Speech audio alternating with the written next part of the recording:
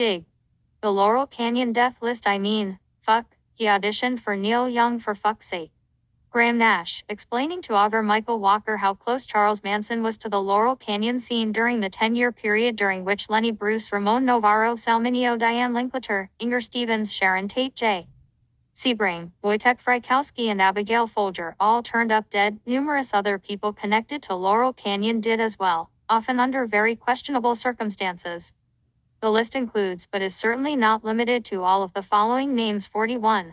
Marina Elizabeth Habe, whose body was carved up and tossed into the heavy brush along Mulholland Drive just west of Beaumont Drive on December 30, 1968.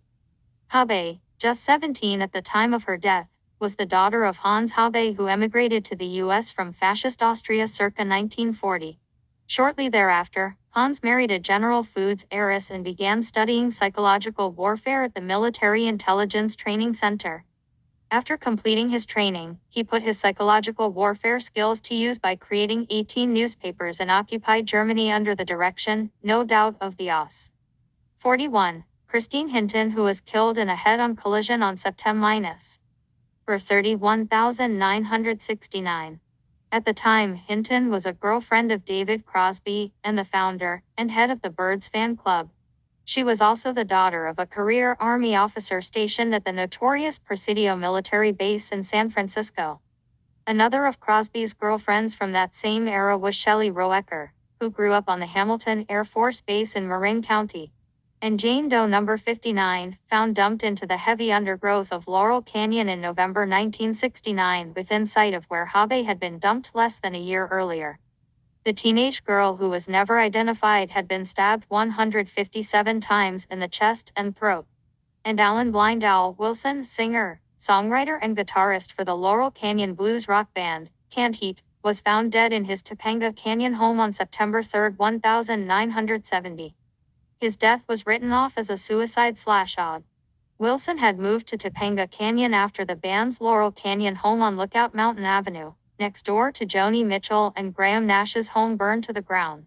Blind Owl was just 27 years old at the time of his death. A little more than a decade later, Wilson's former bandmate, Bob the Bear Hite, who had once acknowledged in an interview that he had partied in the canyons with various members of the Manson family, died of a heart attack at the ripe old age of 36. Jimi Hendrix, who reportedly briefly occupied the sprawling mansion just north of the log cabin after he moved to LA in 1968, died in London under seriously questionable circumstances on September 18, 1970.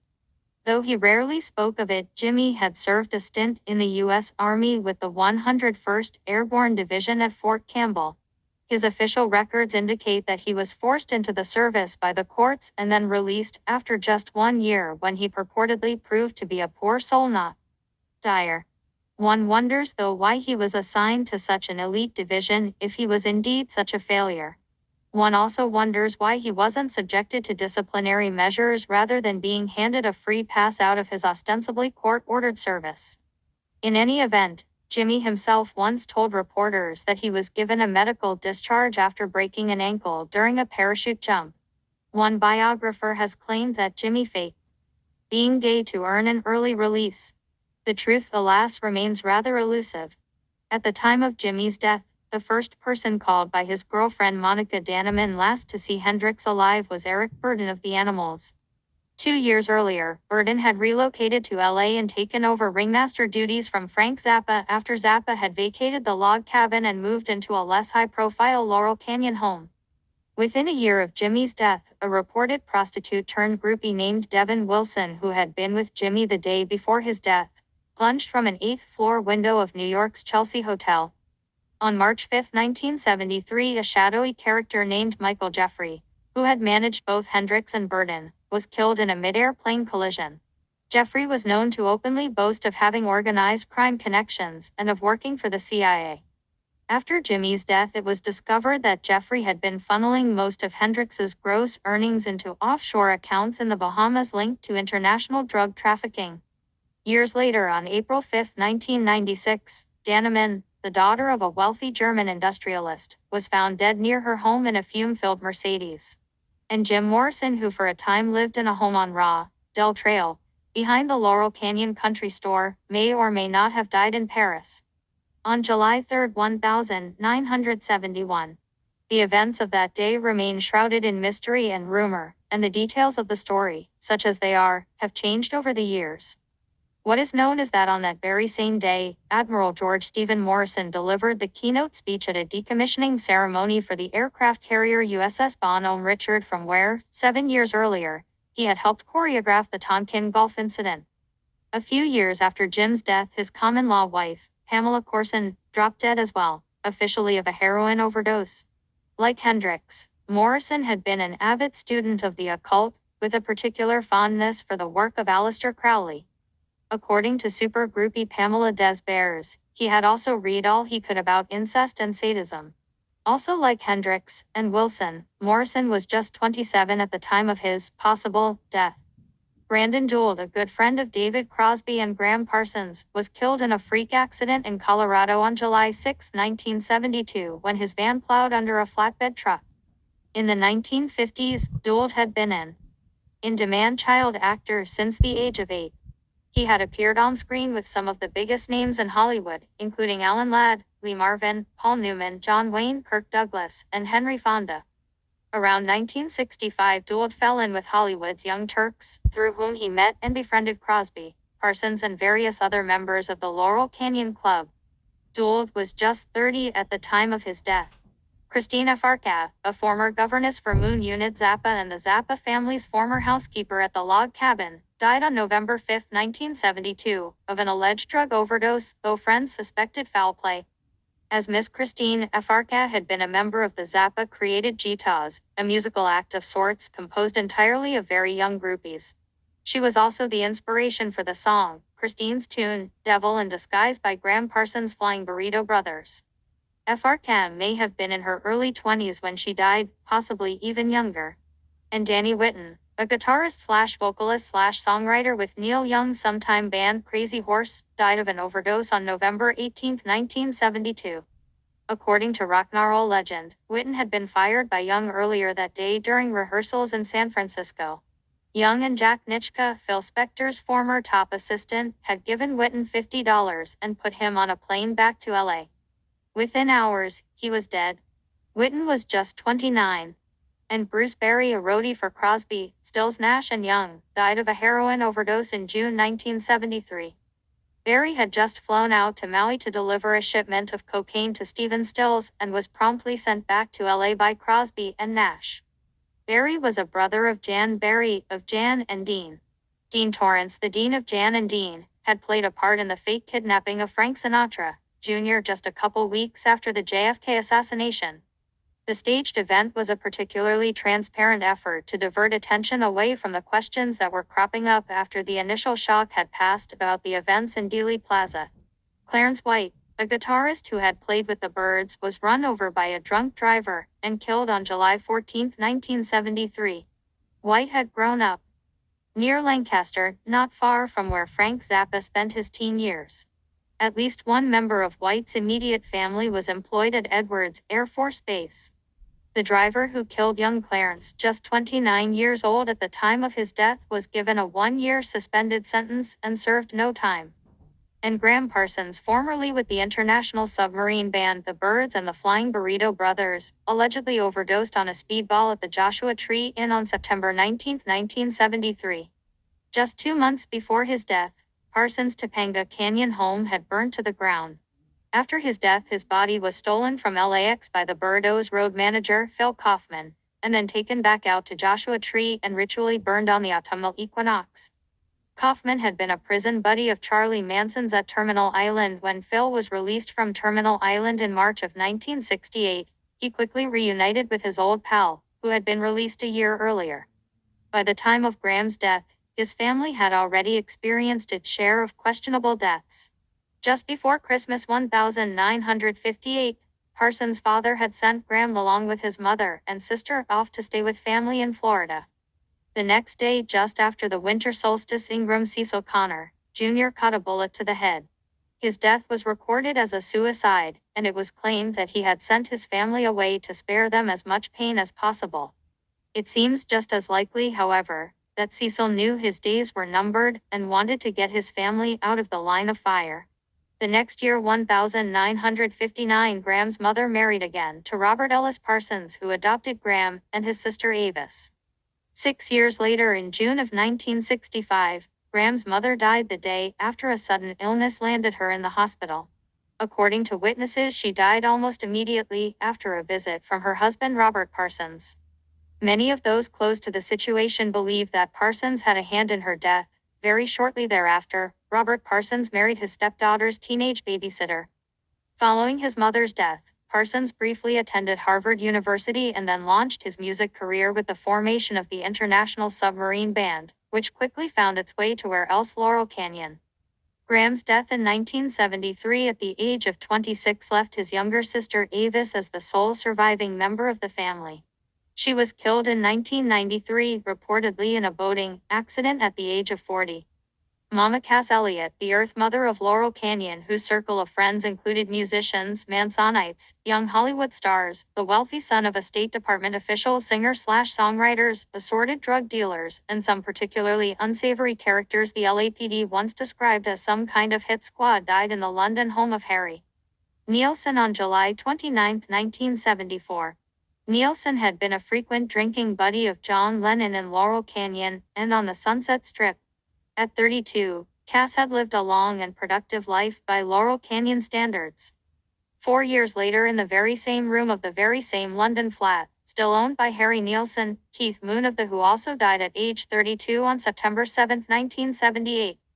Though initial press reports held that Cass had choked to death on a ham sandwich, the official verdict was heart failure. Her actual cause of death could likely be filed under knowing where too many of the bodies were buried. Moon reportedly died from a massive overdose of a drug used to treat alcohol withdrawal. And Amy Gossage, Graham Nash's girlfriend, was murdered in her San Francisco home on February 13, 1975. Just 20 years old at the time, she had been stabbed nearly 50 times and was bludgeoned beyond recognition. Amy's father, a famed advertising PR executive, had died of leukemia in 1969. Not long after, her half-sister had been killed in a car crash.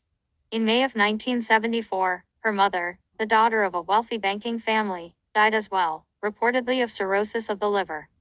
That left just Amy, age 19, and her brother Eben, age 20, both of whom reportedly had serious drug dependencies. Amy's brutal murder, cleverly enough, was pinned on Eben. Police had conveniently found blood-stained clothes, along with a hammer and scissors, sitting on the porch of Eben's apartment, looking very much as though it had been planted. A friend of Eben's would later remark, perhaps quite tellingly, if Eben did kill her, I'm convinced he doesn't know he did it. And Tim Buckley, a singer-songwriter signed to Frank Zappa's record label and managed by Herb Cohen, died of a reported overdose on June 29, 1975. Buckley had once appeared on an episode of The Monkees and, like Monkey Peter Tork, and so many others in this story, he hailed from Washington, D.C. He was the son of a mentally unbalanced and occasionally violent World War II hero. Buckley was just 28 at the time of his death, which reportedly shocked many of his friends and relatives. Despite having released 9 albums during his short life, Buckley died in debt, which probably had nothing to do with his management by Cohen. His son, Jeff Buckley, also an accomplished musician, managed to remain on this planet 2 years longer than his dad did. He was 30 when he died in a bizarre drowning incident on May 29, 1997. Carrot Phyllis Major Brown, wife of singer-songwriter Jackson Browne, reportedly overdosed on barbiturates on March 25, 1976. Her death was, you all should know the words to this song by now, ruled a suicide. She was just 30 years old. There are a few other curious deaths we could add here as well, though they were more indirectly related to the Laurel Canyon scene. Nevertheless, they deserve an honorable mention, and Bobby Fuller, singer-songwriter-guitarist for the Bobby Fuller Four, was found dead in his car near Grauman's Chinese Theater on July 18, 1966, after being lured away from his home by a mysterious 200-300 AM phone call of unknown origin.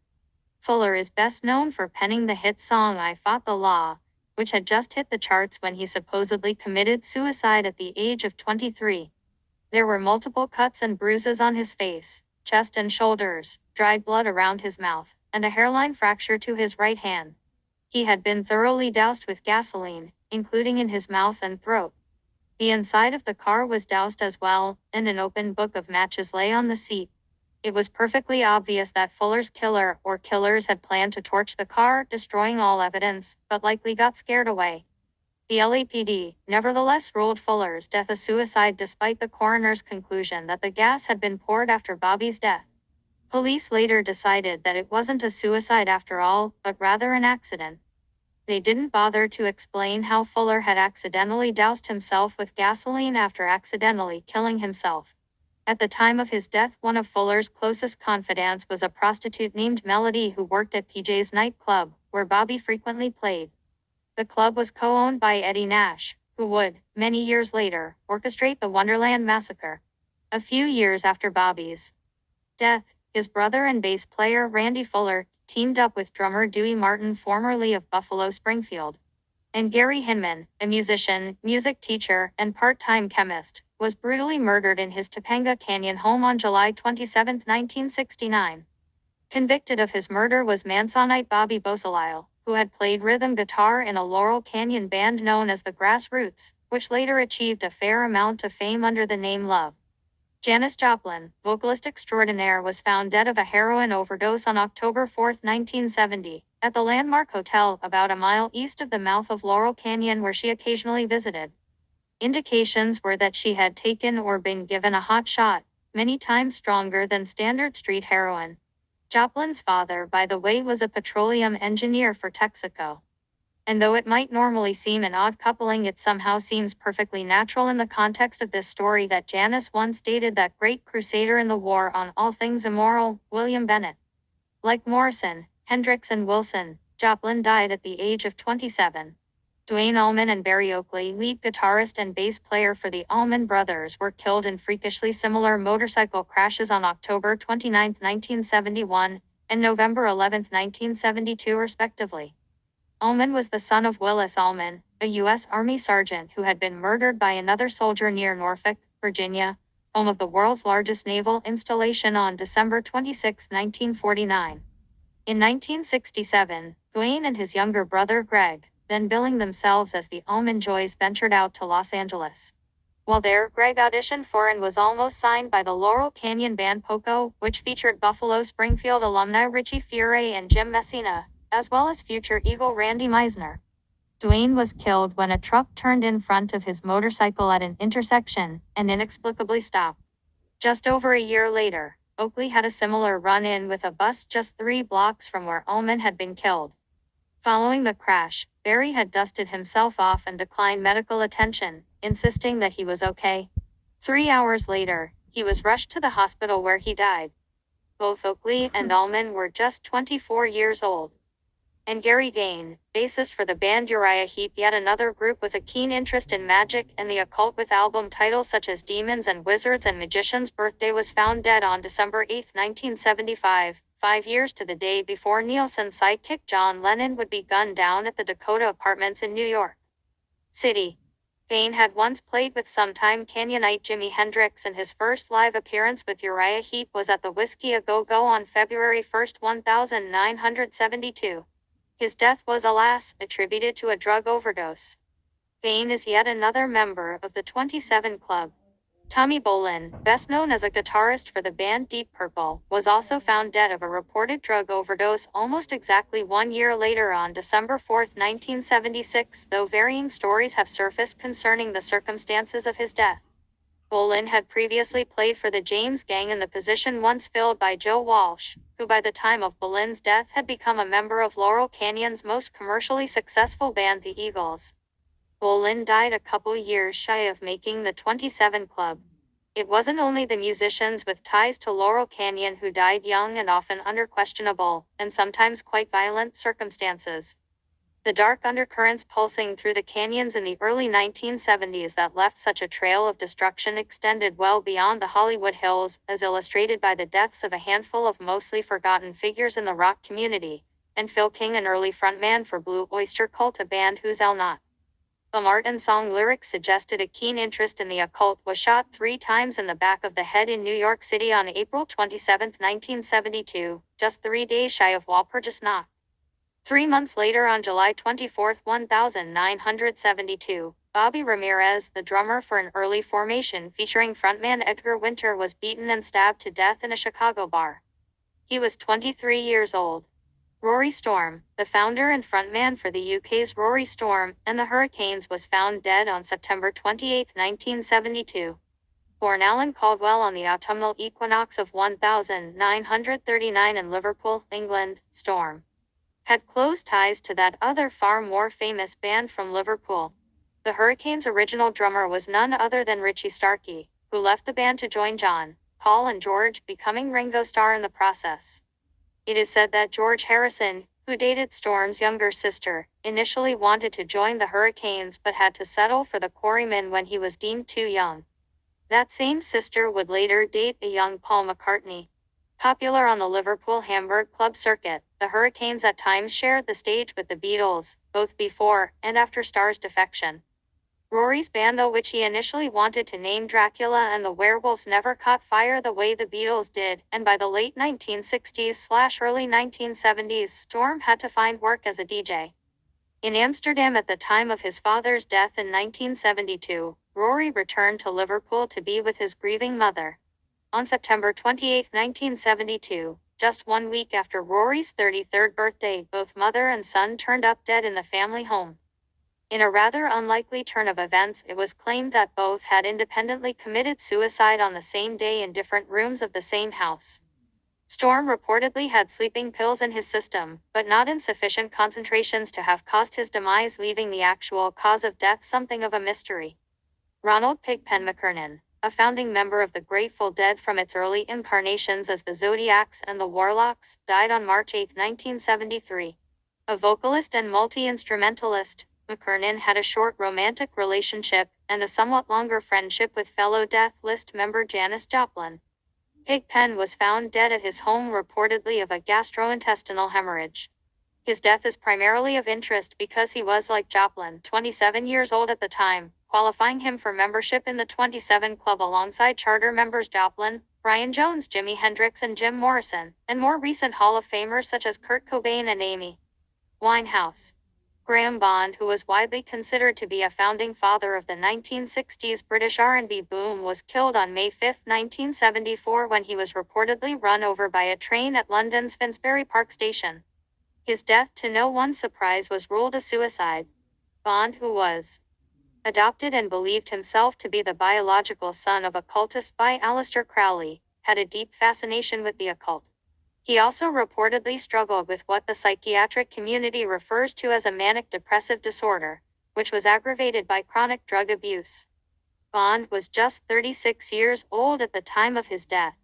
Pete Ham, a singer-songwriter-guitarist and the leader of the British band Badfinger, another outfit with close ties to those lads from Liverpool, was found swinging from the end of a rope on April 23, 1975.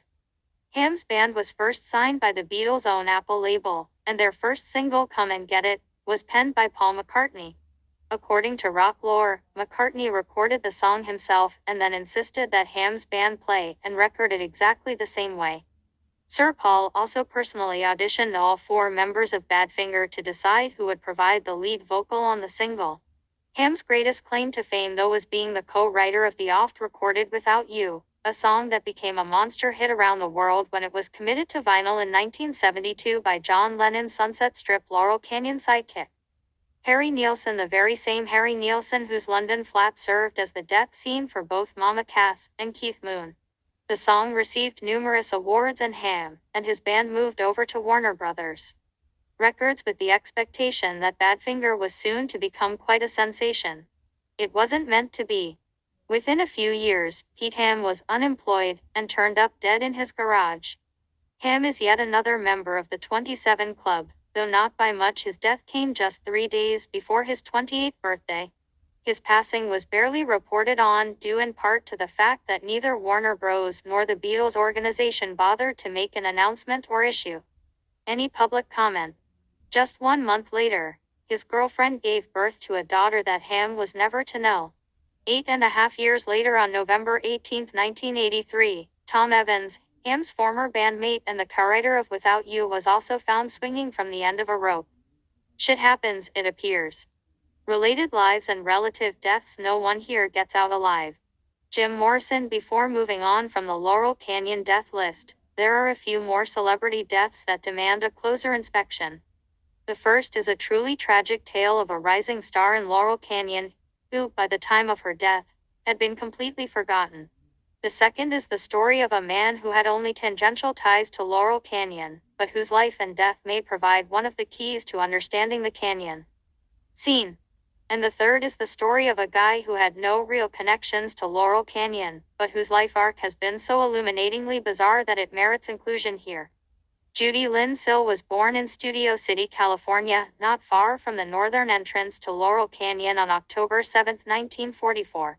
Almost a quarter-century later, she would be favorably compared to such other Laurel Canyon singer-songwriters as Joni Mitchell, Judy Collins and Carole King. When she died, though, on November 23, 1979, not a single obituary was published to note her passing. Judy's father, Milford Bud Sill, was reportedly a cameraman for Paramount Studios with numerous Hollywood connections. When Judy was still quite young, however, Bud moved the family to Oakland and opened a bar known as Bud's Bar. He also operated a side business as an importer of rare animals, which required him to spend a considerable amount of time traveling in Central and South America. Such a business, it should be noted, would provide an ideal cover for cover intelligence work. In any event, Bud Sill was dead by 1952 when Judy was just 7 or 8 years old.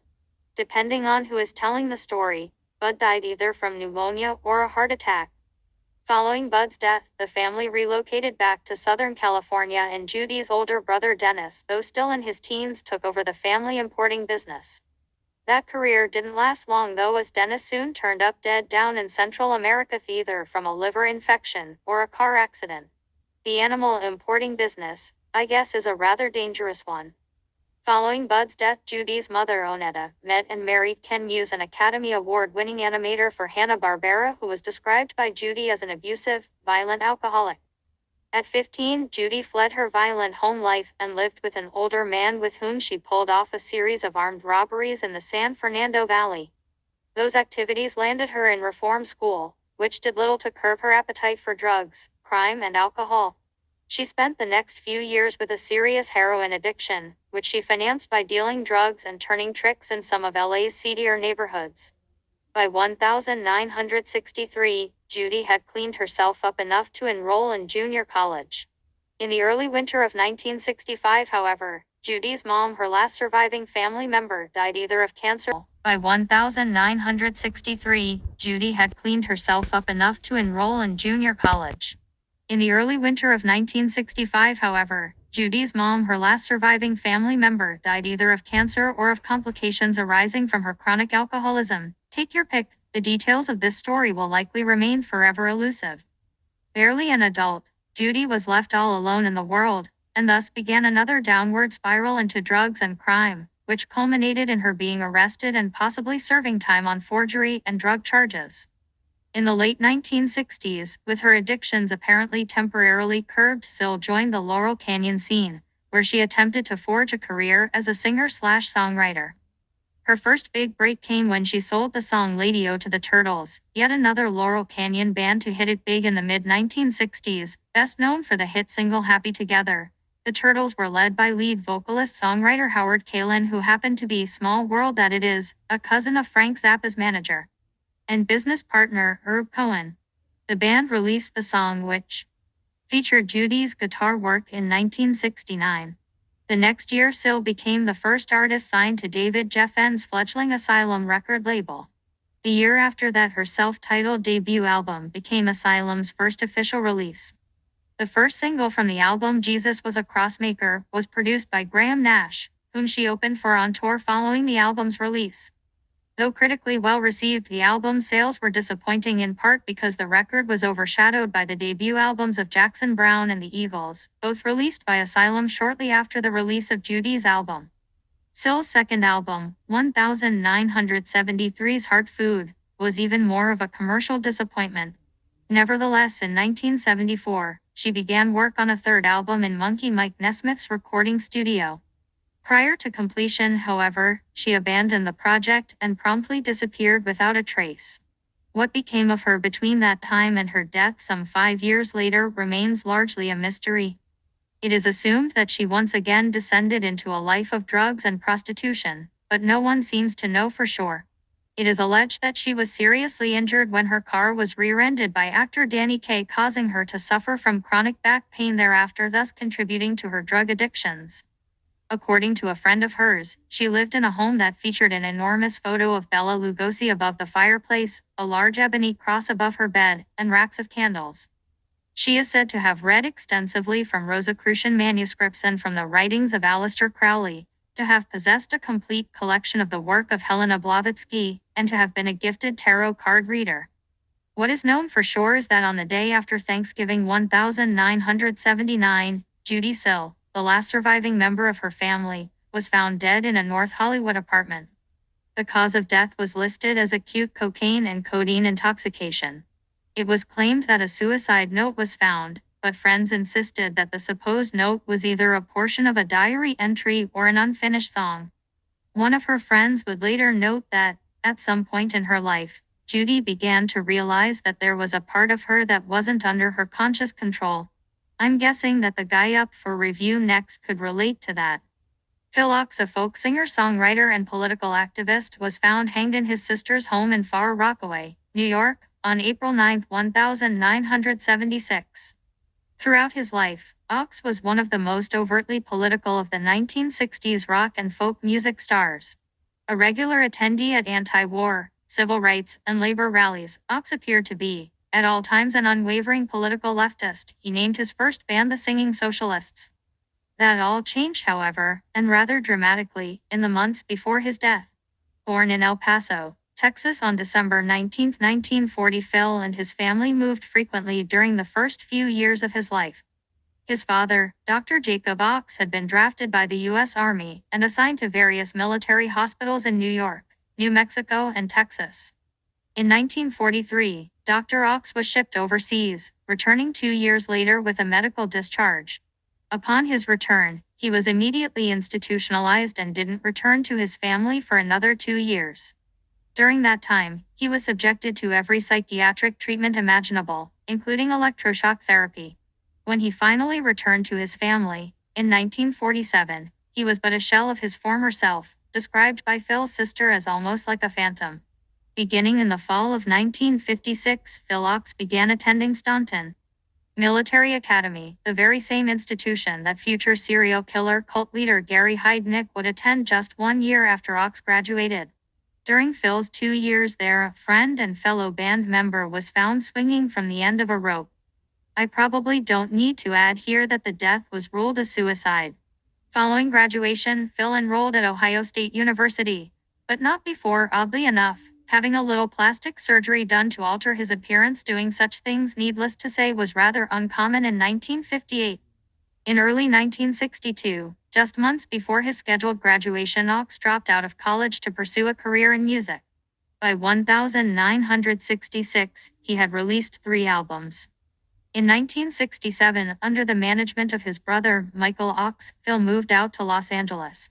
Michael had begun working the previous year as an assistant to Billy James, who maintained a party house at 8504 Ridpath in, you guessed it, Laurel Canyon. As the 1970s rolled around, and with his career beginning to fade, Phil Ochs began to travel internationally, usually accompanied by vast quantities of booze and pills. Those travels included a visit to Chile not long before the U.S.-sponsored coup that toppled Salvador Allende. In the summer of 1975, Phil Ochs' public persona abruptly changed. Adopting the name John Butler Train, Ochs proclaimed himself a CIA operative and presented himself as a belligerent, right-wing thug. He told an interviewer that on the first day of summer 1975, Phil Ochs was murdered in the Chelsea Hotel by John Train. For the good of societies, public and secret, he needed to be gotten rid of. That symbolic assassination on the summer solstice took place at the same hotel that Devin Wilson had flown out of a few years earlier. One of Ochs' biographers would later write that Phil/John actually believed he was a member of the CIA. Also in those final months of his life, Ochs began compiling curious lists with entries that apparently reference U.S. biological warfare research: shellfish toxin, Fort Detrick, cobra venom, Chantilly racetrack, hollow silver dollars, New York Cornell Hospital. Many years before Ochs' metamorphosis, in an interesting bit of foreshadowing, psychological warfare operative George Estabrooks explained in his book Hypnotism how U.S. intelligence agencies had been working to create the perfect spy. We start with an excellent subject. We need a man or woman who is highly intelligent and physically tough. Then we start to develop a case of multiple personality through hypnotism. In his normal waking state, which we will call personality A or PA, this individual will become a rabid communist. He will join the party, follow the party line, and make himself as objectionable as possible to the authorities. Note that he will be acting in good faith. He is a communist, or rather his PA is a communist, and will behave as such. Then we develop personality B, PB, the secondary personality, the unconscious personality, if you wish, although this is somewhat of a contradiction in terms. This personality is rabidly American and anti-communist. It has all the information possessed by PA, the normal personality, whereas PA does not have this advantage. My super spy plays his role as a communist in his waking state, aggressively, consistently, fearlessly. But his PB is a loyal American, and PB has all the memories of PA. As a loyal American, he will not hesitate to divulge those memories. Estabrooks never explained what would happen if the programming were to go haywire and personality B were to emerge and become the conscious personality, but my guess is that such a person would be considered a severe liability and would be treated accordingly. They might even find themselves swinging from the end of a rope. Phil Ochs was 35 at the time of his death. Stacy Sutherland, the lead guitarist and a founding member of the 13th Floor Elevators, was shot to death on August 24, 1978. Despite considerable critical acclaim, the Elevators had only lasted a few years, from late 1965 through early 1968. Sutherland was imprisoned in 1969 on drug charges, and reportedly drank heavily after that. He was just 32 when he was shot and killed by his wife Bunny during a domestic dispute. The shooting, curiously enough, was determined to be accidental, which I suppose means that Bunny accidentally picked up the gun, accidentally disengaged the safety, accidentally pointed it at her husband, accidentally put her finger on the trigger, and then accidentally pulled that trigger. Even more interesting is the story of the band's frontman. During the group's brief period of existence, Sutherland was overshadowed by the enigmatic Rocky Erickson. Born Roger Kennard Erickson on July 15, 1947, Rocky was a musical prodigy who took up the piano at age 5 and the guitar at age 10. He was also, according to the 2005 documentary feature You're Gonna Miss Me, a severely abused child. There are strong indications, according to the filmmakers, that architect Father Roger, who rarely spoke to the family, sexually abused Rocky and his 4 younger brothers. Though all but forgotten now, Erickson was a hugely influential figure in the mid to late 1960s. Before there was a San Francisco scene, Texan Rocky had coined the term psychedelic rock and was the first to use feedback and distortion. His distinctive vocals were a major influence on fellow Texan Janis Joplin, who considered joining the Elevators before being shuffled off to San Francisco and superstardom. Erickson was also considered to be very good-looking, and was an immensely charismatic figure who was well-liked by all who met him, men and women alike.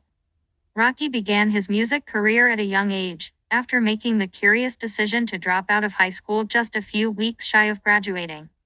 By December 1965, he had formed the Elevators with Sutherland and a psychology student by the name of Tommy Hall, who was not a musician but who appears to have nevertheless been the driving force behind the concept of creating a psychedelic band.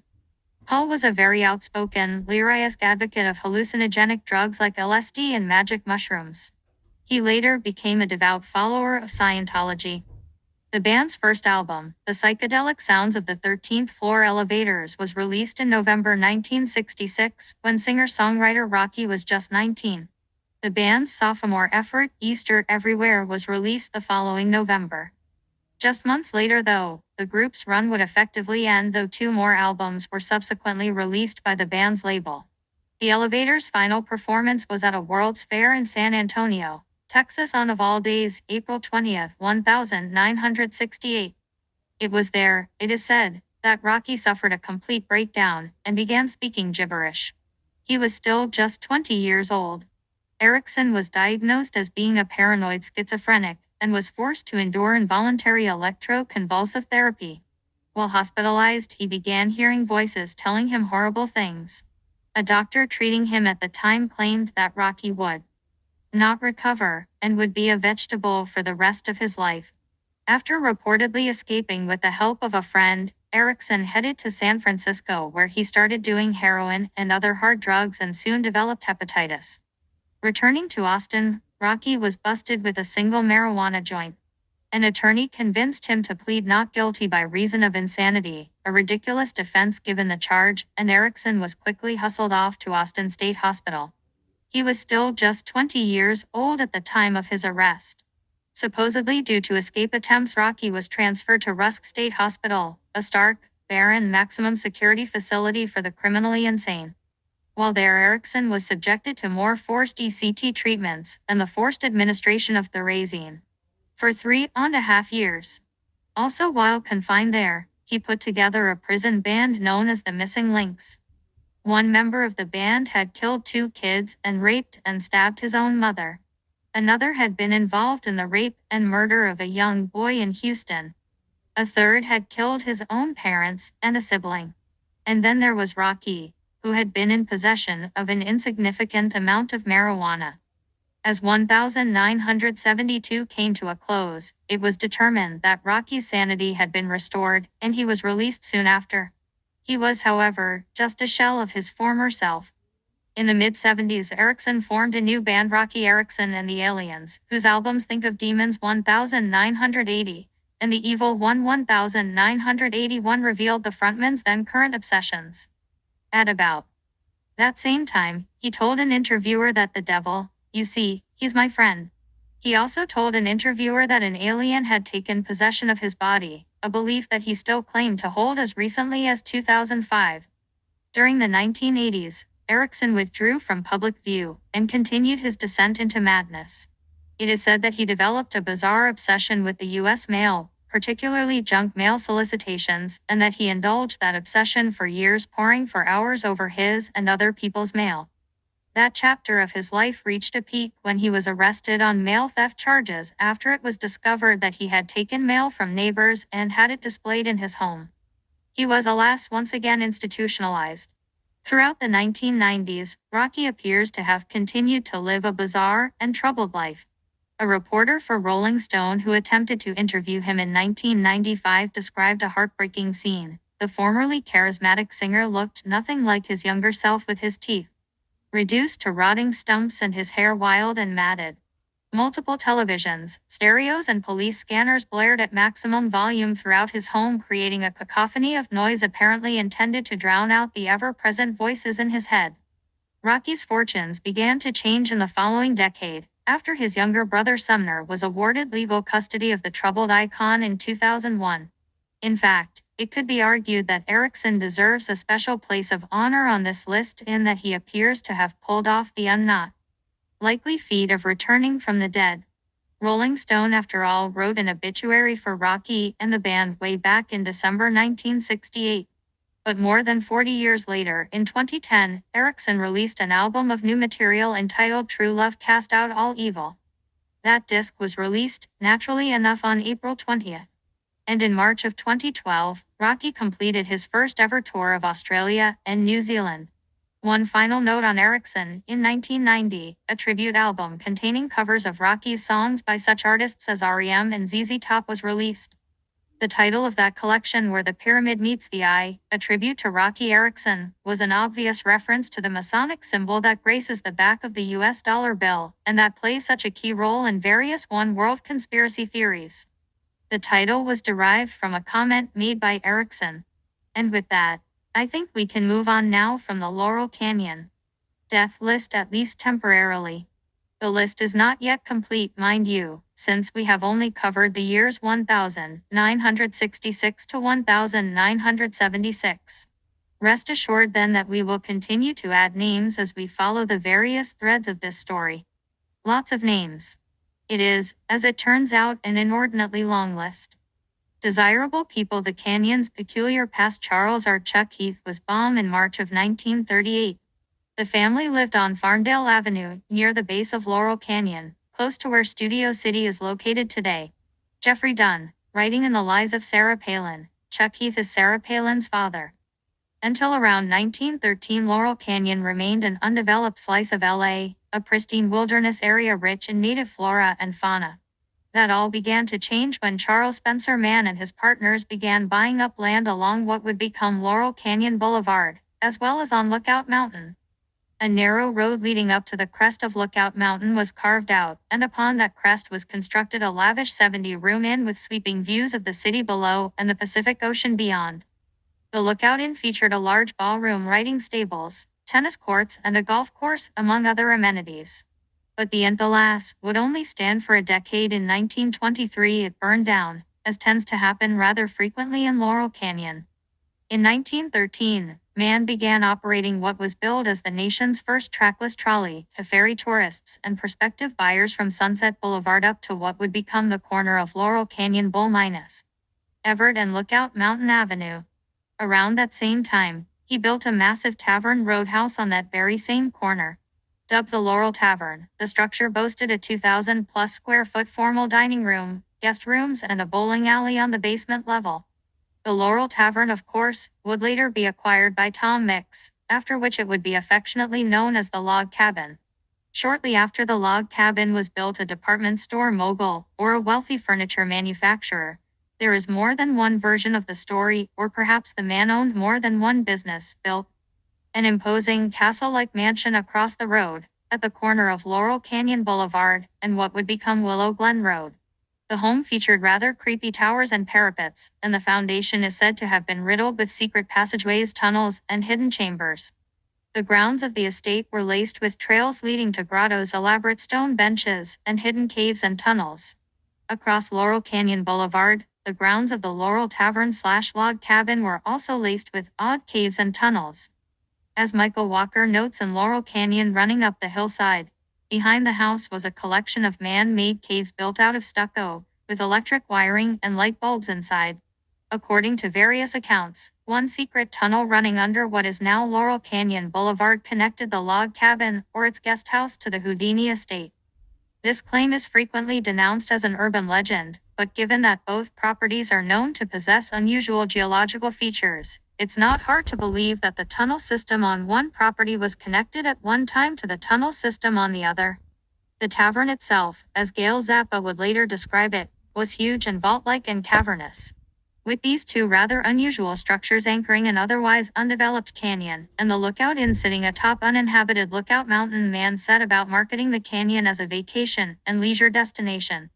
The land that he carved up into subdivisions with names like Bungalow Land and Wonderland Park was presented as the ideal location to build vacation homes. But the new inn and roadhouse, and the new parcels of land for sale, definitely weren't for everyone. The roadhouse was essentially a country club, or what Jack Beware of Mojo described as a masculine retreat for wealthy men. And Bungalow Land was openly advertised as a high-class restricted park for desirable people only. Desirable people, of course, tended to be wealthy people without a great deal of skin pigmentation. As the website of the current Laurel Canyon Association notes, restrictive covenants were attached to the new parcel deeds. These were thinly veiled attempts to limit ownership to white males of a certain class. While there are many references to the bigotry of the developers in our area, it would appear that some residents were also prone to bias and lawlessness. This article was published in a local paper in 1925. Frank Zanzari, the man who was flogged by self-styled white knights on Lookout Mountain in Hollywood several months ago, was found not guilty by a jury in Superior Judge Shea's courtroom of having unlawfully attacked Estrella Jolly, aged 11. Wealthier residents were also attracted to Laurel Canyon with the creation of the Hollywood film industry in 1910. The canyon attracted a host of photo players including Wally Reed, Tom Mix, Clara Bow, Richard Dix, Norman Carey, Ramon Navarro, Harry Houdini, and Bessie Love. The author of this little slice of Laurel Canyon history would clear not like us to believe that the wealthier residents were a group quite separate from the violent vigilantes roaming the canyon. The history of such groups in Los Angeles, however, clearly suggests otherwise. Paul Young, for example, has written in LA Exposed of Los Angeles early vigilance committees, which stepped in to take care of outlaws on their own, often with the complete absolution of the mayor himself. Judge Lynch, for example, formed the Los Angeles Rangers in 1854 with some of the city's top judges, lawyers, and businessmen, including tycoon Phineas Banning of the Banning Railroad. And there was the Los Angeles Home Guard, another bloodthirsty paramilitary organization, made up of notable citizens, and the much-feared El Monte Rangers, a group of Texas wranglers that specialized in killing Mexicans. As one would expect, there was no regard for the victims' rights in such kangaroo courts. Victims were often dragged from their homes, jail cells, even churches, and beaten, horsewhipped, tortured, mutilated, or castrated before being strung up on the nearest tree. Before moving on, I need to mention here that, of the 8 celebrity residents of Laurel Canyon listed by the association, fully half died under questionable circumstances, and 3 of the 4 did so on days with occult significance. While Bessie Love, Norman Carey, Richard Dix, and Clara Bow all lived long and healthy lives, Ramon Navarro, as we have already seen, was ritually murdered in his home on Laurel Canyon Boulevard on the eve of Halloween, 1968. On January 18, 1923, matinee idol Wallace Reed was found dead in a padded cell at the mental institution to which he had been confined. Just 31 years old, Reed's death was attributed to his morphine addiction, though it was never explained how he would have fed that habit while confined to a cell in a mental hospital. Tom Mix died on a lonely stretch of Arizona highway in the proverbial single-car crash on October 12, 1940, the birthday of notorious occultist Aleister Crowley, when he quite unexpectedly encountered some temporary construction barricades that had been set up alongside a reportedly washed-out bridge. Although he wasn't speeding by most accounts, Mix was nevertheless allegedly unable to stop in time and veered off the road, while a crew of what were described as workmen reportedly looked on. It wasn't the impact that killed Mix, though, but rather a severe blow to the back of the head and neck, purportedly delivered during the crash by an aluminum case he had been carrying in the back seat of his car. There is now a roadside marker at the spot where Mix died. If you should happen to stop by to have a look, you may as well pay a visit to the Florence Military Reservation as well, since it's just a stone's throw away. Harry Houdini died on Halloween Day, 1926, purportedly of an attack of appendicitis precipitated by a blow to the stomach. The problem with that story, however, is that medical science now recognizes it to be an impossibility. According to a recent book about the famed illusionist The Secret Life of Houdini by William Kalish and Larry Sloman, Houdini was likely murdered by poisoning. Questions have been raised, the book notes, by the curious lack of an autopsy and experimental serum that Houdini was apparently given in the hospital, and indications that his wife, Bess, may have been poisoned as well, though she survived. On March 23, 2007, an exhumation of Houdini's remains was formally requested by his surviving family members. It is unclear at this time when, or even if that will happen. Houdini's death, on October 31, 1926, came exactly 8 years after the first death to occur in what would become known as the Houdini house. In 1918, not long after the home was built, a lover's quarrel arose on one of the home's balconies during a Halloween birthday party. The gay lover of the original owner's son reportedly ended up splattered on the ground below. According to legend, the businessman succeeded in getting his son off the hook, but only after paying off everyone he could find to pay off, including the trial judge. The aftermath of the party proved to be financially devastating for the family, and the home was apparently put up for sale. Not long after that, as fate would have it, Harry Houdini was looking for a place to stay in the Hollywood area, as he had decided to break into the motion picture business. He found the perfect home in Laurel Canyon, the home that would, forever after, carry his name. By most accounts, he lived there from about 1919 through the early 1920s, during a brief movie career in which he starred in a handful of Hollywood films. A key scene in one of those films, The Grim Game, was reportedly shot at the top of Lookout Mountain, very near where the Lookout Inn then stood. On October 31, 1959, precisely 33 years after Houdini's death and 41 years after the unnamed party guest's death, The distinctive mansion on the corner of Laurel Canyon Boulevard and Willow Glen Road burned to the ground in a fire of mysterious origin. The ruins of the estate remain today, undisturbed for nearly 50 years. On October 31, 1981, exactly 22 years after the fire across the road, the legendary log cabin on the other side of Laurel Canyon Boulevard also burned to the ground in yet another fire of mysterious origin. Some reports speculated that it was a drug lab explosion. And 25 years after that, on October 31, 2006, The Secret Life of Houdini was published, challenging the conventional wisdom on Houdini's death. Far more compelling than the revelations about Houdini's death, however, was something else about the illusionist that the book revealed for the first time. Harry Houdini was engaged in doing intelligence work for both the U.S. Secret Service and Scotland Yard. And his traveling escape act, as it turns out, was pretty much a cover for those activities in very much the same way that an actor by the name of John Wilkes Booth appears to have used his career as a traveling stage performer as a cover for intelligence operations. It is a time-honored tradition that seems to remain largely unchanged to this day. The Sloman book, of course, doesn't make such reckless allegations about any performers other than Houdini. What the book does do, however, is compellingly document that Houdini was, in fact, an intelligence asset who used his magic act as a cover. Not only did the authors obtain corroborating documentation from Scotland Yard, they also received an endorsement of the Sloman book. Not only did the authors obtain corroborating documentation from Scotland Yard, they also received an endorsement of their claim from no less an authority than John McLaughlin, former acting director of the Central Intelligence Agency. It appears then that of the 8 celebrity residents of Laurel Canyon listed on the Laurel Canyon Association website, at least 2, Navarro and Houdini, and quite possibly as many as 4 were murdered. That seems like a rather high homicide rate, given that, statistically speaking, a white person in this country has about a 1 in 345 chance of being murdered.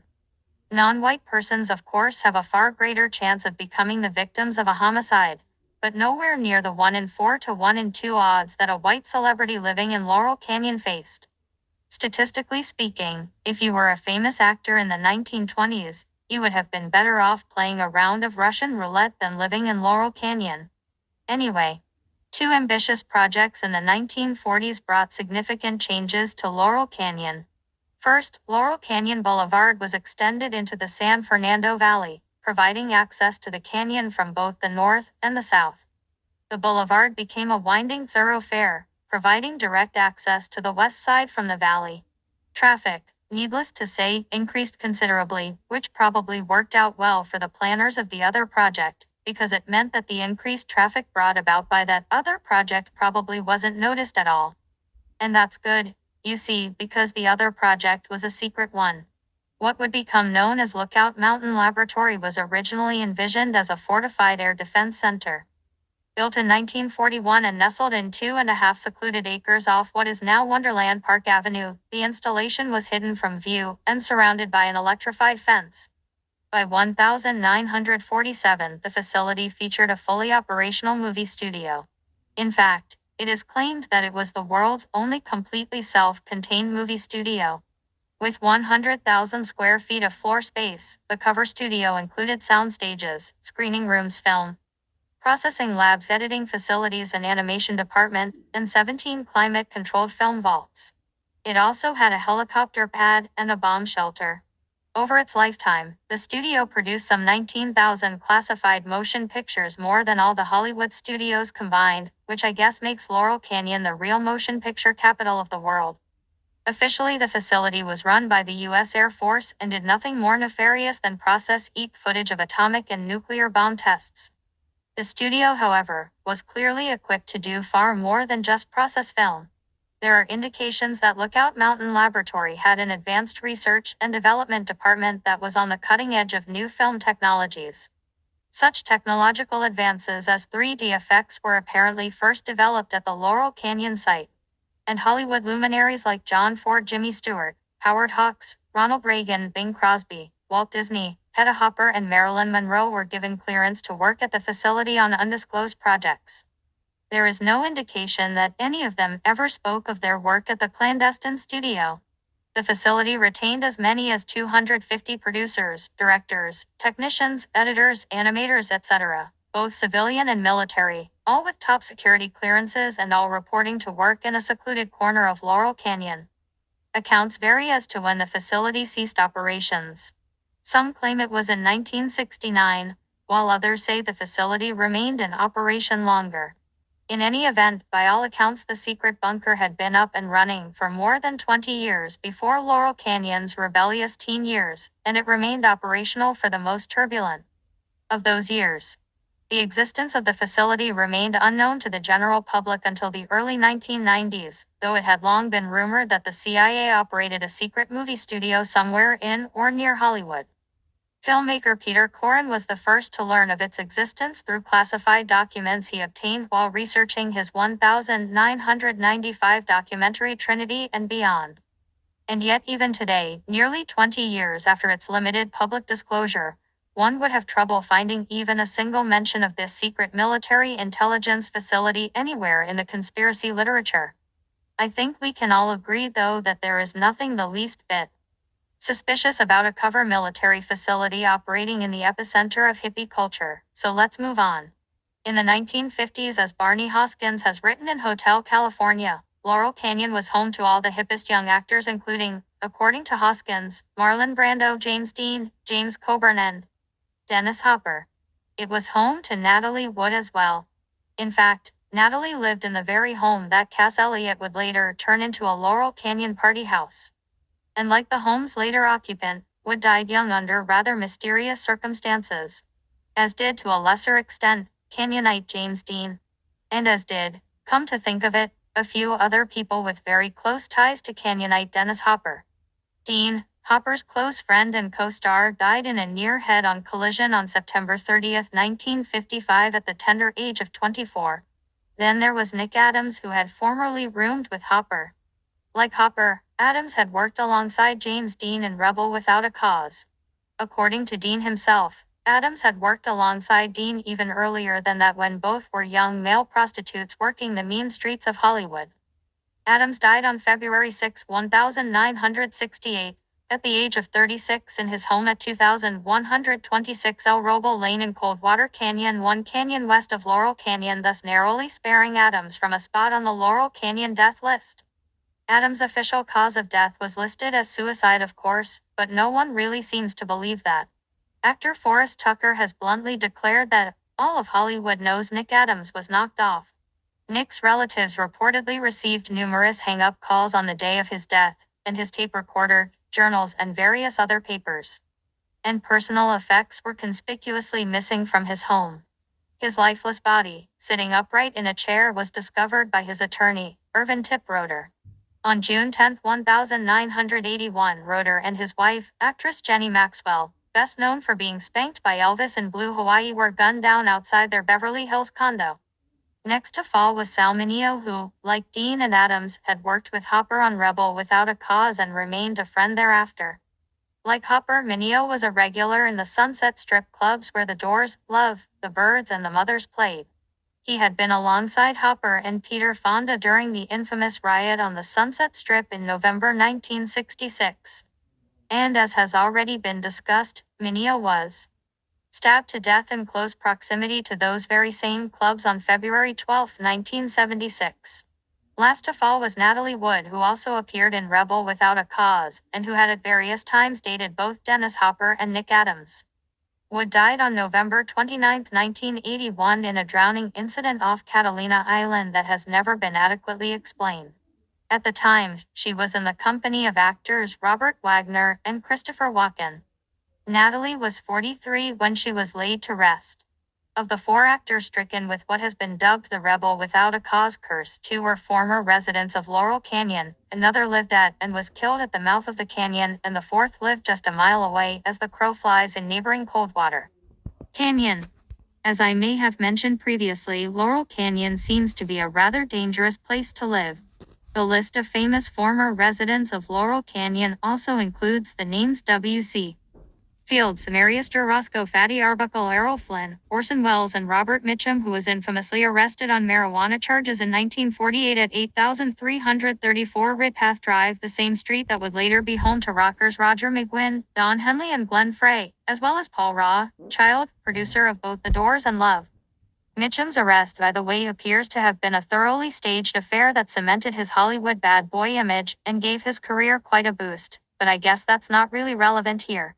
Another famous resident of Laurel Canyon was science fiction writer Robert Heinlein, who resided at 8775 Lookout Mountain Avenue. Like so many other characters in this story, Heinlein was a graduate of the U.S. Naval Academy at Annapolis, and he had served as a naval officer. After that, he embarked on a successful writing career. And despite the fact that he was, by any objective measure, a rabid right-winger, his work was warmly embraced by the flower power generation. If that capsule biography sounds vaguely familiar, by the way, it is probably because it is virtually identical to the biography of a guy named L. Ron Hubbard, whom you may have heard of. Heinlein's best-known work is the novel Stranger in a Strange Land, which many in the Laurel Canyon scene found to be hugely influential. Ed Sanders has written in The Family that the book helped provide a theoretical basis for Manson's family. Charlie frequently used strange land terminology when addressing his flock, and he named his first family-born son Valentine Michael Manson in honor of the book's lead character. David Crosby was a big Heinlein fan as well. In his autobiography, he references Heinlein on more than one occasion and proclaims that in a society where people can go armed, it makes everybody a little more polite, as Robert Heinlein says in his books. Frank Zappa was also a member of the Robert Heinlein fan club.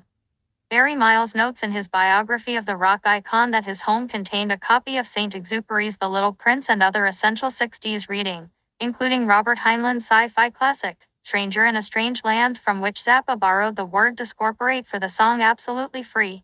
And that, fearless readers, brings us to the Laurel Canyon era that we are primarily concerned with the wild and woolly 1960s. But before returning to that era, what conclusions can be drawn from this brief look at early canyon history? For one, it appears that murder and random acts of violence have been a part of the culture of the canyon since the earliest days of its development. It also appears that intelligence operatives posing as entertainers have likewise been a part of the canyon scene since the earliest days. And, finally, it seems that intelligence operatives who didn't even bother to pose as entertainers were streaming into the canyon to report to work at Lookout Mountain Laboratory for at least 20 years before the first rock star set foot there. We are supposed to believe that all of the musical icons who settled in Laurel Canyon in the 1960s and 1970s just sort of spontaneously came together. One finds the word serendipitous sprinkled freely throughout the literature. But how many peculiar coincidences do we have to overlook in order to believe that this was just a chance gathering? Let's suppose, hypothetically speaking, that you happen to be Jim Morrison, and have recently arrived in Laurel Canyon and now find yourself fronting a band that is on the verge of taking the country by storm. Just a mile or so down Laurel Canyon Boulevard from you lives another guy who also recently arrived in Laurel Canyon, and who also happens to front a band on the verge of stardom. He happens to be married to a girl that you attended kindergarten with, and her dad, like yours, was involved in atomic weapons research and testing. Admiral George Morrison for a time did classified work at White Sands. Her husband's dad, meanwhile, is involved in another type of WMD research, chemical warfare. This other guy's business partner manager is a spooky ex-Marine who just happens to have a cousin who, bizarrely enough, also fronts a rock band on the verge of superstardom. And this third rock star on rise also happens to live in Laurel Canyon, just a mile or two from your house. Just down a couple of other streets, also within walking distance of your home, live two other kids who, wouldn't you know it, also happen to front a new rock and roll band. These two kids happen to attend the same Alexandria, Virginia, high school that you attended, and one of them also attended Annapolis, just like your dad did, and just like your kindergarten friend's dad did. Though almost all of you hail from the Washington, D.C. area, you now find yourselves on the opposite side of the country in an isolated canyon high above the city of Los Angeles, where you are all clustered around a secret military installation. Given his background in research on atomic weapons, your father is probably familiar to some extent with the existence and operations of Lookout Mountain Laboratory, as is the father of your kindergarten friend. The question that naturally arises here, I suppose, is this: what do you suppose the odds are that all of that just came together purely by chance? When early installments of this story were posted online, I received a fair amount of negative feedback. Among other things, I was accused of inferring guilt by association and of engaging in character assassination. One rather strident respondent complained that it was unfair to take a few isolated facts about an individual and use them to paint a sinister picture. To some extent, these are valid complaints. And yes, it is fairly easy to gather together a few different isolated facts and use them to paint a much different portrait of these artists and pen an impassioned defense of any of them. Jim Morrison and Frank Zappa seem to have the most rabid fans, by the way, in case anyone was wondering. But what I ask is that you try to stand back and take in the big picture, and then ask yourself the following question: exactly how many coincidences does it take to make a conspiracy? And yes, by the way, I am very much aware of the fact that Jim Morrison was fond of telling interviewers that his parents were dead, and that, according to legend, he did so because they were, in essence, dead to him. But as one photograph reveals, Jim's dad wasn't dead to him just months before his emergence as a rock star. The photo, reproduced at the front of this book, shows the two Morrisons on the bridge of the USS Bonhomme Richard in January 1964. It seems rather obvious to me that telling people that your parents are dead could be a very effective way of avoiding talking about who your father really is. It was such an effective strategy, in fact, that it took over 4 decades for the truth to finally come out. 6. Vito and his freakers. The sinister roots of hippie culture call them freaks, the underground a counterculture, flower children or hippies. They are all loose labels for the youth culture of the 60s. Barry Miles over of hippie Vito was in his 50s, but he had 4-way sex with goddesses. He held these clay sculpting classes on Laurel Avenue, teaching rich Beverly Hills dowagers how to sculpt. And that was the Byrds' rehearsal room. Then Jim Dixon had the idea to put them on at Ciro's on the basis that all the freaks would show up and the Byrds would be their Beatles. Kim Fowley. This is how I remember my life. Other folks may not have the same memories, even though we might have shared some of the same experiences. So begins David Crosby's autobiography, Long Time Gone, co-written by Carl Gottlieb. As it turns out, quite a few other folks seem to remember some people in Crosby's life who are all but ignored in the lengthy book. The names are casually dropped only once, and not by Crosby but rather in a quote from Byrds manager Jim Dixon, in which he describes the scene at the Sunset Strip clubs when the Byrds were playing. We had them all. We had Jack Nicholson dancing, we had Peter Fonda dancing with Odetta, we had Vito and his freakers. Following that brief mention by Dixon, Gottlieb briefly explains to readers that Vito and his freakers were an acid-drenched extended family of brain-damaged cohabitants.